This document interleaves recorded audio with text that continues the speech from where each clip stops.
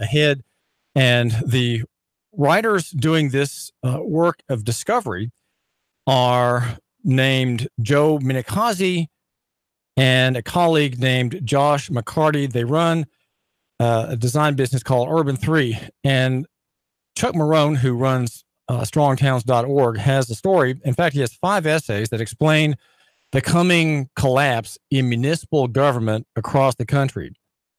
I'm not sure how Chattanooga fits into this picture. I don't even know at this point whether Chattanooga uses the accrual method of counting or the cash basis method of accounting. The accrual method has the advantage of showing you what your real liabilities are. The cash method does not show long-term liabilities. It only shows money coming in now from developer fees and taxes from new construction and new business and the like, but does not reveal the out year, the 20-year out burden of taxes needed to maintain repairs of infrastructure, which are incredibly expensive. Now, Marohn, again, he runs strongtowns.org, and I strongly recommend that you go to that website and become a fan, maybe even a member. I think it's $25 a year to be a member.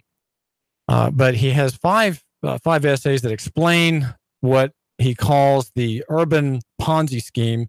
It is let's see, what's it called? Yeah, the growth Ponzi scheme. It's an American phenomenon where through subsidies and tax breaks and intergovernmental spending, you have gigantic increases in creation of infrastructure, which have a short-term cash flow benefit to cities, but a long-term out-year burden that no one seems to be accounting for. And in a study, in one paper in his website called "The Real Reason Your City Has No Money," he explains how in a study of Lafayette, Louisiana, which has 125,000 people, the researchers made a terrifying discovery of reports that were already in house about a backlog of infrastructure maintenance costs that were not being paid for and not being really considered by anyone. At current spending rates, roads were going bad faster than they could be repaired. With aggressive tax increases, the rate of failure could be slowed, he says, but not reversed. The story underground was even worse. Ironically, this news had historically been the rationale for building even more infrastructure. So he says this was the most comprehensive geographic analysis of the city's finances that he'd ever seen completed. And Chuck, I'm not sure Chuck was part of that, or if it was just Joe Minicozzi and Josh McCarty at Urban 3. When we finished, we had 3-dimensional maps showing what parts of the city generated more revenue than expense. That is, in business terms, you would call that a profit. And that's measurable by the tax revenues. And what parts of the city generated the more expense than revenue. And so most of the map has in the center the green little towers, and all around the green towers showing profit, red, very large, bulky red areas. When we added up the replacement cost of all the city's infrastructure and expense, we would anticipate them cumulatively experiencing once a generation. It came to $32 billion. So there's a city with a $32 billion out-year repair bill. Now, Chattanooga is worth just under $3 billion as a corporation, right? Our city corporation, if you go by the comprehensive annual financial report, is about $3 billion worth.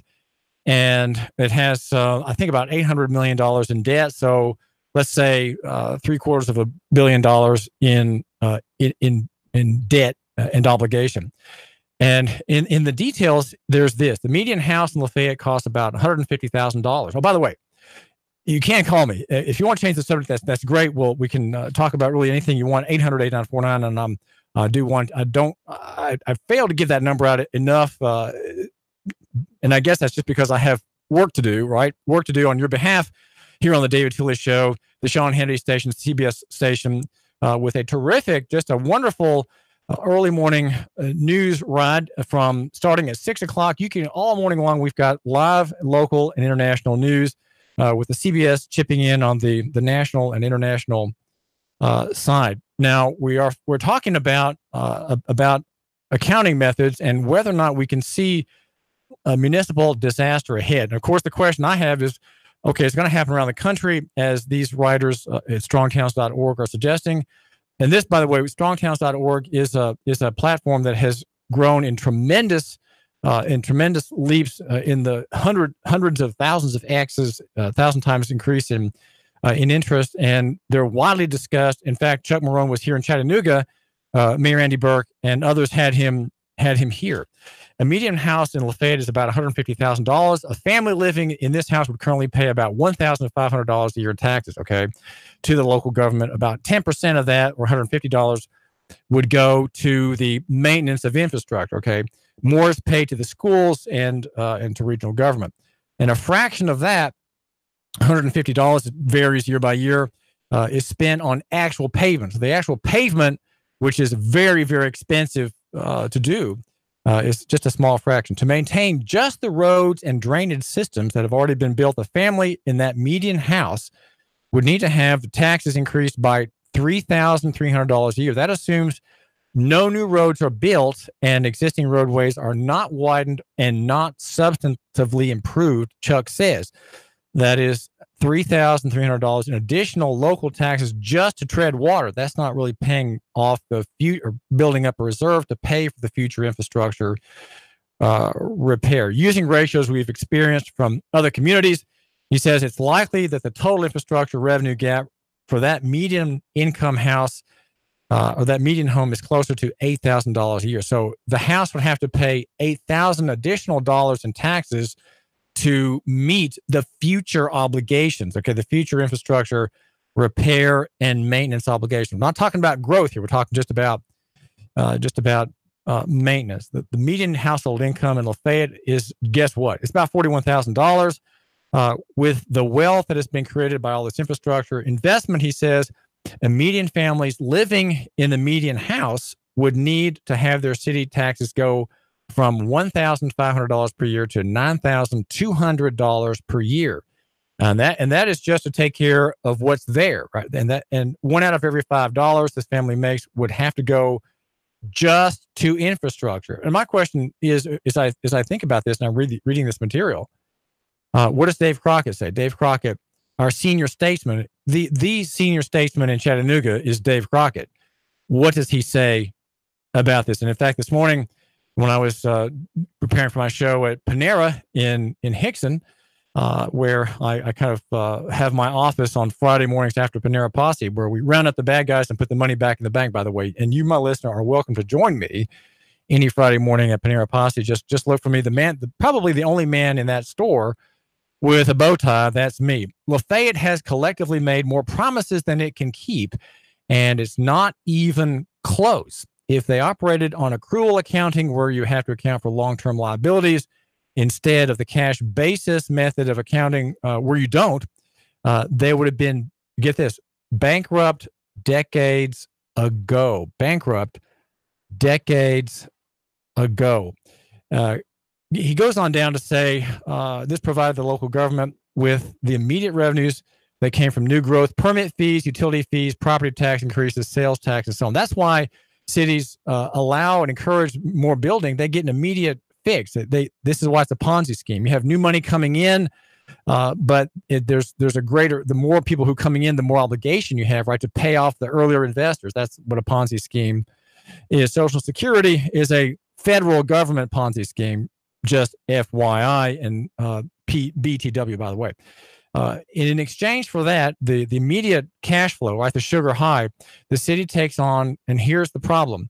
Well, one of the problems, long-term responsibility of servicing and maintaining all the new infrastructure, right? The developer gives the road to the city. And you might think, well, what a grand developer. He built a subdivision of 100 houses, several miles of roadway curving in and around trees and hills and beautiful lawns and garages and gardens and houses and roofs and gables and whatnot. And the road, granted as an act of grace to the city government, now becomes a long-term liability for the taxpayers of the corporation, right? If you're in a city corporation, you are a member of the corporation. and are liable to it as long as you're there. The money comes in handy in the present, while the future obligation is well. And here Chuck Marohn is laughing. A long time in the future, and humans are predisposed to value pleasure today, and to deeply discount. There's a word for this: deeply discount future pain, especially the more distant it is. And there's a word for that, and it's a psychological term. 800-8949. Call me at 800-8949, and it's called temporal discounting. People are predisposed to value highly, he says, pleasure today and discount future pain, especially as it's easier to do when it's further and further out. And we're facing that problem here in Chattanooga. The only question is, no one's talking about this. Not one soul is talking about this, except perhaps maybe Mark Heinzer, who works for the city, who is aware of this problem. He's aware there's a problem here. And so I sent him a kind of harried email today. And I said, Mark, who can help me talk about this story? With whom can I ask questions, or to whom can I ask questions that will give an analysis about this problem? The thinking is how you end up with $2 of public infrastructure for every $1 in private investment. This is how you spend yourself into bankruptcy. This isn't a political, cultural, or social failings, Marohn says. As humans, we're wired to act this way. Modernity removed most physical restraints. Government and paper money, I would add, removed the financial, and we did the rest. So what do we do now? Well, we're about to create a huge pot of money at the federal level that we can spread around to try and solve the problem. Only it's not a problem, it's a predicament. It has no solution. It has only outcomes. And so we are facing a long-term disaster. It's an unfunded liability for infrastructure maintenance. The American Society of Engineers says it is $5 trillion for the major repairs, and untold other trillions of dollars for the lesser, less demanding repairs. And so if Chattanooga is typical, if Red Bank is typical, East Ridge, Saudi Daisy, if they're typical, then for every dime that the city gets in a short-term grant of property, right, more malls, more stores, more businesses coming to industrial parks and the like, for every dime that it gets, it does what? It takes on $1 in liability. And that is something that is the story that I haven't covered it, and I haven't really covered it because I haven't done my reading sufficiently. And maybe you, my listener, can work with me on this. We believe in digital media. You report, and the world decides. So what I want from you is to read with me on this problem. Okay, and again, the website is strongtowns.org, co-founded by Chuck Marohn about 9 years ago. And it is a site that has remarkable following. It has millions and millions of people who read it from around the world. And the American easy money system of government financing and federally subsidized, state subsidized infrastructure projects are a disaster in the making, a Ponzi scheme where suddenly people are going to say, where I've got all this easy return, I've got this easy money, free money, 15, 20% return every year. And suddenly we don't have new money coming in. And there is a national disaster ahead in the federal fisc, right? The federal money scheme, the federal tax scheme. The system is sclerotic. It is not supple. It is not able to withstand shocks. It is not market sensitive. The fact that the Federal Reserve System has suppressed the rate of interest, the rate of interest is how you anticipate future costs, right? It is, if you have an artificially suppressed rate of interest, guess what happens? Everybody's optimistic. It is a drunken party that the whole economy has shared in with great gusto, great delight. And we are, I would suggest, at the peak of the bubble. And suffering will be the entire political economy. The political economy affected by credit and steered by people who are who are at the top, the top 0.5% of the top 0.005%. The people closest to the spigot of free credit, they're the ones who spread all these loans around, and of course, everybody's adding his percentage to the loan portfolios as they go out, and then finally, you get your mortgage, and the developer gets his mortgage, and the apartment complex builder gets his mortgage, and you have everybody in a system that is incredibly complicated and prone to doubt. Right? If you have the slightest doubt, and that doubt spreads like a cancer, which it will happen. Right? It's called contagion. There's going to be a great reckoning. And so the municipal finances are facing the same thing. And that's because of easy money and the not recognizing that debts have to be paid off. And then here, infrastructure has to be maintained and repaired. Well, this is David Toulis. The number is 800-8949, 800-8949. Arnold Stoltz is the city attorney for Red Bank, and is a man who takes his time. And I appreciate people who answer text messages and emails. And I'm learning as a talk show host and a man in the press to be very diligent about answering emails, even if it's just to say thank you for your note. I'll get back to you tomorrow, or let me do this first before I get back with you, etc. Having some kind of response. Now, I sent a notice to the city of Red Bank. I'm getting around to these municipal corporations one by one to give notice. And if you go to our sponsor today, go to the website with the one reader, right? The man who matters is on that website right now, and he's a subscriber.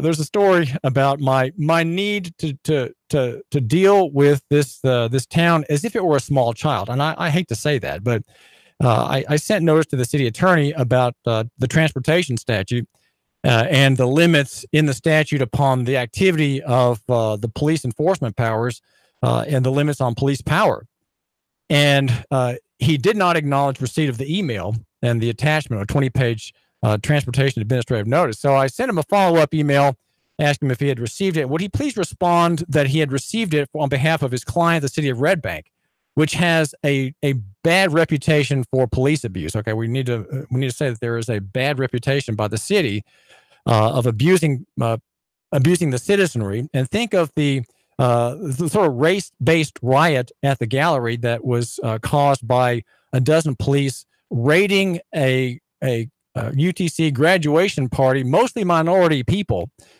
and three young men and a young woman were arrested and charged with various crimes. And primarily, Alan DeBerry, the primary crime that he had was he was running his smartphone. He was doing what he was supposed to do, and making a record of epithet and profanity throwing Red Bank policemen who, if the city commission could just hear stated the words that came from their lips, the city employees' lips on that night, I'm sure that the matrons on the commission would fire these turkeys.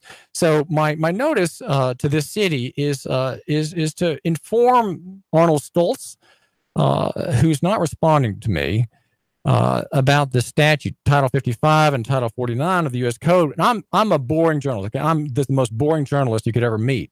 I'd rather read a law book than talk with somebody, because in the end, what people say is one thing, but what the law says really matters more. And so I say, since you declined to acknowledge receipt of transportation administrative notice on behalf of the city of Red Bank, your client, I hereby request that you notify me within 10 days, Mr. Stoltz, that you have not received an emailed copy of the document sent August the 7th to your email address at your office at so-and-so law firm in Chattanooga. If you remain silent as to the claims of my enclosed affidavit of service, which is a separate document, you affirm that you have received my document by email and admit that you have the administrative notice in your possession on behalf of your client. Enclosed is a true and accurate copy of my affidavit stating that I sent you the administrative notice. If you have any rebuttal as to particulars about this administrative notice, kindly respond by first-class email. Respectfully yours, etc. So the affidavit simply says, on this date, August 7 at 10:28 a.m., I emailed a copy as an attachment of transportation administrative notice to City Attorney Arnold Stoltz at his law firm email address, Stoltz, and so on, providing the city of Red Bank administrative notice about the scope of state and federal transportation law. This is David Toulis, and I am a bore. And I'll have you know one thing. I am a pro-government man. I am pro-government all the way. Pro-government David Toulis, wanting government to serve the people and to obey the law. If government will obey the law, well, then we have prosperity. We have local economy. We have free markets. David Toulis News Radio. Now, the CBS News is next, and in 1 hour, Sean Hannity. Whoa, Sean Hannity. 3, 2, 1. Chattanooga Radio. Digital FM 95.3 HD4. 92.7 FM's news now. A crane crash in Hickson may be worse than we thought, although nobody was hurt when a crane toppled to the ground on Boy Scout Road. 3 homes were condemned.